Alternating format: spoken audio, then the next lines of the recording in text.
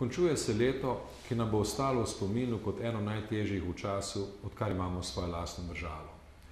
Svetovna gospodarska kriza nam ni prizanašala.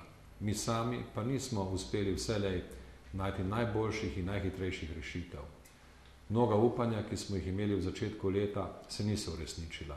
Socialna stiska je prizadela vse prevelik del naše družbe. Zaupanje v pravno državo in njene institucije se je zmanjšalo. Vendar, četudi smo zaskrbljeni, nas ne sme premagati malodušje. Naša družba je zrela in strpna.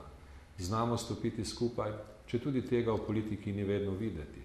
Izkazali smo solidarnost in sposobnost priskočiti na pomoč soljudem v stiski. Povezujejo nas vrednote, v katere resnično verjamemo. Pokazalo se je tudi, da smo sposobni dobrih potez v skrbi za človeka, v gospodarstvu, kulturi in v zunanji politiki. Naša najboljša podjetja že vstopajo v novo razvojno obdobje. Naša kulturna ustvarjalnost se krepi. Uspešno urejamo odnose s sosednjimi državami in dobro se povezujemo z državami v Evropi in v svetu. Krizni časi prinesejo marsikatero streznitev. To potrebujemo, da bomo krizno obdobje premagali. Svet je postal prizorišče globalne tekme, ki ne prizanaša nikomur.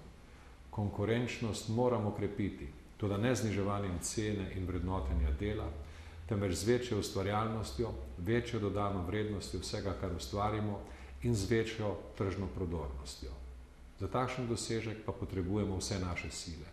Okrepiti moramo družbeni dialog, poiskati skupne cilje, razviti medgeneracijsko sodelovanje ter narediti naše politične razprave bolj kulturne in bolj obrnjene v prihodnost. Vse to bodo naši izzivi prihodnega leta. Sposobni smo jim dati prave odgovore in določiti pot naprej. Ob vstopu v novo leto najprej zaželim veliko zdravja, uspehov, zadovoljstva in dobre volje, pa tudi osebne sreče vsem državljankam in državljanom Slovenije, našim rojakom po svetu in vsem, ki živijo v Sloveniji. Moje dobre želje so nocoj posebej namenjene vsem tistim, ki bodo noč preživeli na svojih delovnih mestih in še posebej vsem na mirovnih misijah v tujini.